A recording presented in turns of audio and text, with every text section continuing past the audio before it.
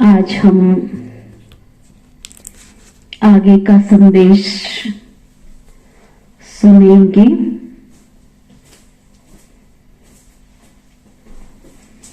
आज वतन में दूर से ही सवेरे से खुशबू आ रही थी। देख रहे थे कैसे स्नेह से चीजें बना रहे हैं।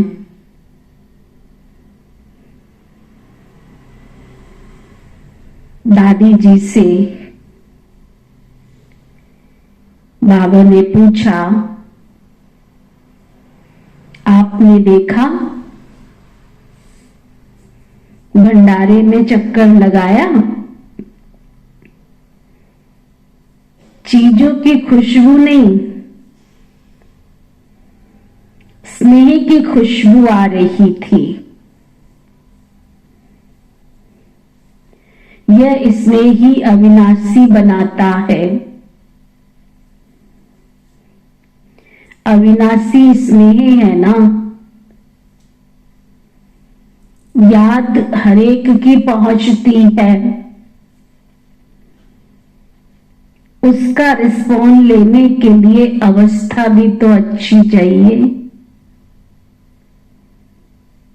बाबा के पास याद पहुंचती है, लेकिन रिटर्न में बाबा याद देते हैं तो याद भी तो हमारे पास पहुंचती है, पर उसको कैच करने के लिए अवस्था भी तो हमारी उतनी अच्छी चाहिए।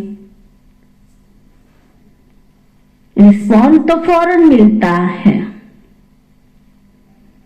जैसे साकार में बच्चे बाबा कहते थे तो बच्चों को रिस्पॉन्ड मिलता था, तो रिस्पॉन्ड अब फौरन भी मिलता है। अब भी फौरन मिलता है, तुरंत मिलता है। जैसे साकार में था वैसे अब भी मिलता है, लेकिन बीच में व्यक्त भाव को छोड़ना पड़ेगा। अब तक भी हमने बाबा के जो संदेश सुने, बाबा ने व्यक्त में रहते हुए भी बार बार इशारा दिया है अव्यक्त में रहने का। तभी उस रिस्पॉन्ड को सुन सकेंगे। अब तो और ही ज्यादा चारों ओर सर्विस करने का अनुभव कर रहे हैं। अब अव्यक्त होने के कारण एक और क्वालिटी बढ़ गई है। तो बाबा पूछ रहे हैं कौन सी मालूम है? वह यह है, पहले तो बाहरयामी था, अभी अंतर्यामी भी हो गया। साकार में ब्रह्मा बाबा थे तो पहले बाहर का सब कुछ पता चलता था, लेकिन अब तो वतन में बैठ करके सबके अंदर को भी पढ़ लेते, अंतर्यामी भी बन गए हैं। अव्यक्त स्थिति में जानने की आवश्यकता नहीं रहती है। स्वतः ही एक सेकंड में सभी का नक्शा देखने में आ रहा है। इसलिए कहते हैं कि पहले से एक और गुण बढ़ गया है। अव्यक्त स्थिति में तो खुशबू से ही पेट भर जाता है। आप लोगों को मालूम है क्या? एक मुख्य शिक्षा बच्चों के प्रति दे रहे हैं, अब सर्विस तो करनी ही है। यह तो सभी बच्चों की बुद्धि में लक्ष्य है और लक्ष्य को पूर्ण भी करेंगे, लेकिन इस लक्ष्य को पूर्ण करने के लिए बीच में एक विघ्न तो मुख्य आएगा। वो कौन सा पता है? मुख्य विघ्न सर्विस में बाधा डालने के लिए कौन सा आएगा? तो ना, जब सेवा के फील्ड पर आगे आएंगे तो बाबा ने पहले से इशारा दिया कि एक विघ्न आएगा बहुत। कौन सा? बाबा पहले से ही बता देते। सर्विस करते करते ये ध्यान रखना कि मैंने ये किया है, मैं ही ये कर सकता हूं। ये मैंपन आना, इसको कहा जाता है ज्ञान का अभिमान, बुद्धि का अभिमान,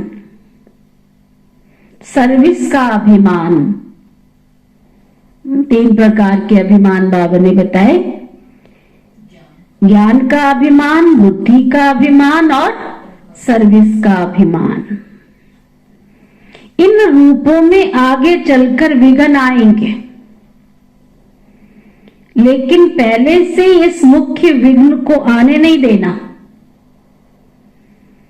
इसके लिए सदा एक शब्द याद रखना कि मैं तो निमित्त हूं। निमित्त बनने से ही निराकारी, निरअहंकारी और नम्र चित्त, निरसंकल्प अवस्था में रह सकते हैं। अगर मैंने किया और मैं आया तो मालूम है क्या होगा? मैंने किया, मैं तो मालूम है बाबा पूछ रहे क्या हुआ? जैसे निमित्त बनने से निराकारी, निरअहंकारी, निरसंकल्प स्थिति होती है, वैसे ही मैं आने से मगरूरी, मुरझाइश, मायूसी आ जाएगी। उसकी फिर रिजल्ट क्या होगी? आखिरी अंत में उसकी रिजल्ट यही होती है कि चलते चलते जीते हुए भी मर जाते हैं।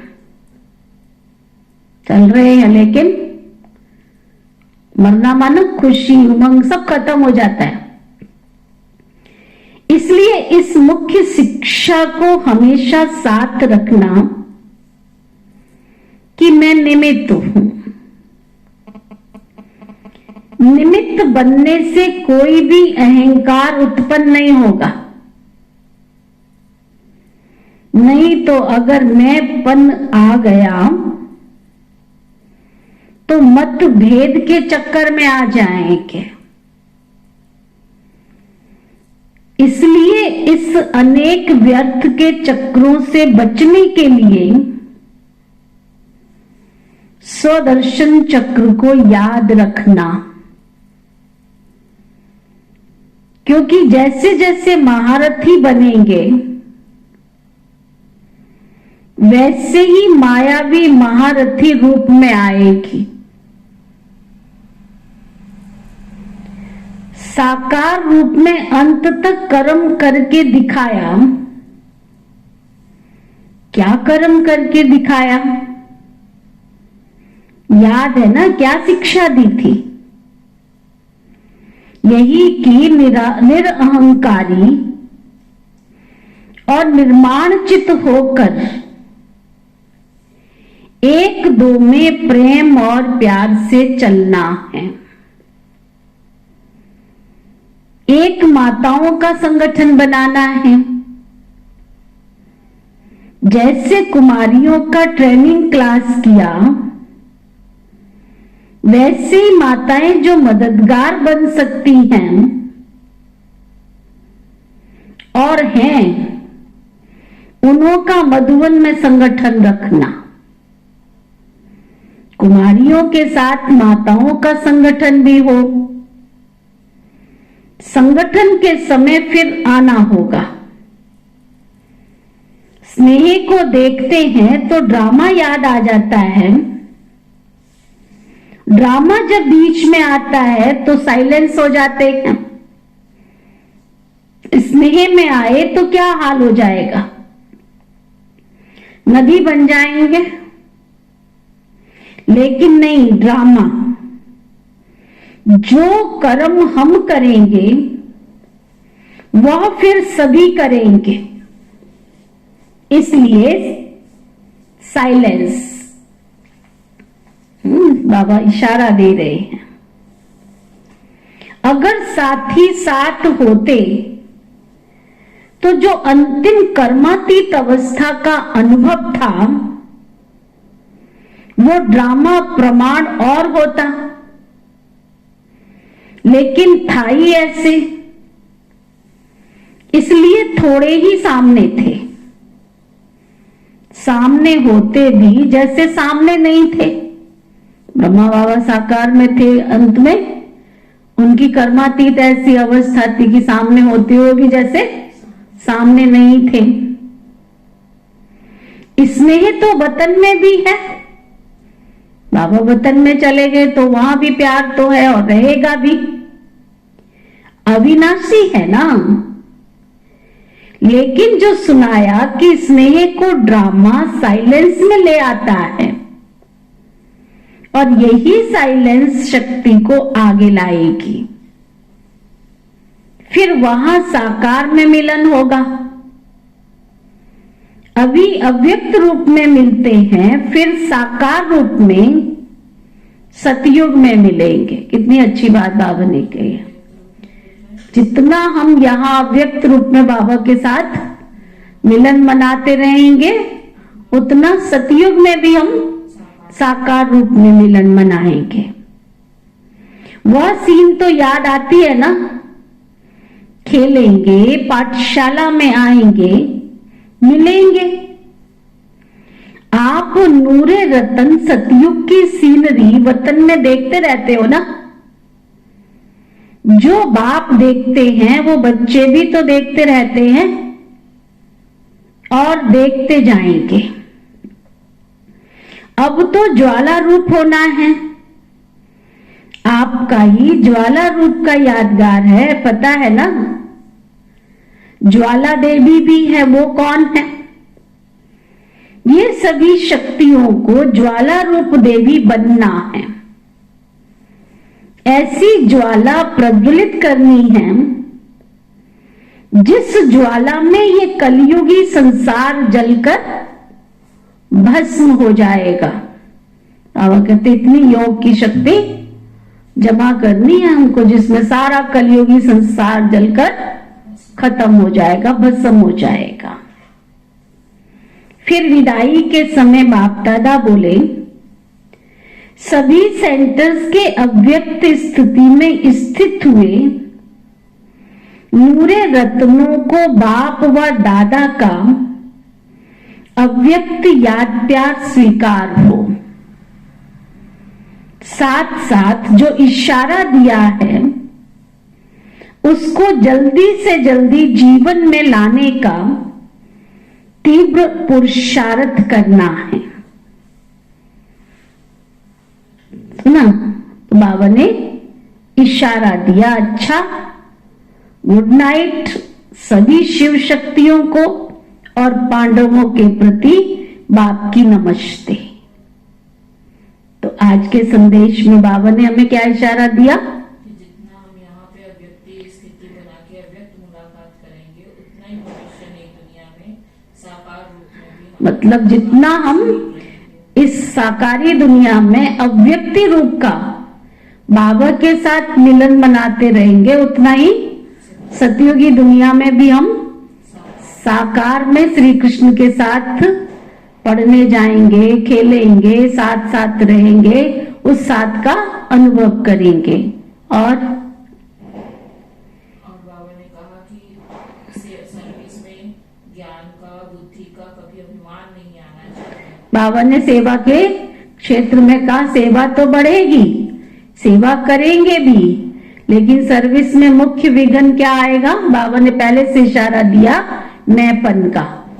ब्राह्मणों में मैंपन ही तो आ जाता है ना, थोड़ी सी भी सेवा करते हैं तो मैंपन आ जाता है। तो बाबा ने इशारा दिया, क्या क्या मैंपन आएगा? कईयों को ज्ञान का मैंपन आ जाएगा कि मैं ये ज्ञान बहुत अच्छा सुना सकती हूँ, मैं अच्छा भाषण कर सकती हूँ।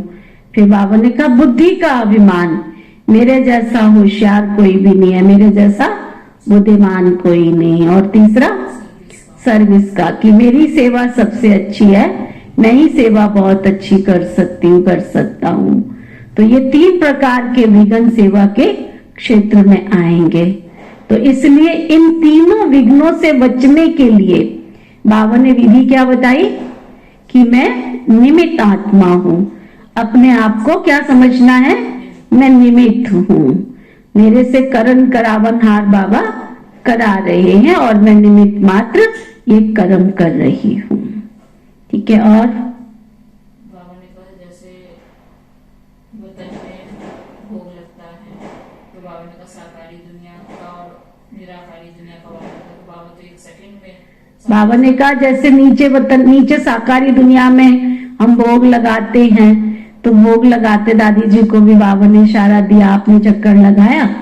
तो बाबा का कहने का भाव क्या था कि बाबा को अगर श्रद्धा से प्यार से भोग लगाते हैं, बाबा के पास वतन में बनाते समय ही खुशबू पहुंच जाती है और बाबा के पास वतन में 1 सेकंड में बाबा स्वीकार कर लेते हैं। स्नेह का भोग बाबा के पास 1 सेकंड में ही पहुंच जाता है। साकार में जैसे मैं रिस्पॉन्स देता था, तो अब व्यक्त रूप में भी रिस्पॉन्स देता हूँ, बल्कि साकार से ज्यादा व्यक्त में तुम्हारे मन के भावों को भी बाबा पढ़ लेते हैं। बाबा ने कहा जैसे मैं साकार में 1 सेकंड में बच्चों को रिस्पॉन्ड देता था हर बात का, तो अब तो वतन में तो मैं अव्यक्त हूँ, तो मेरी एक विशेषता और बढ़ गई है।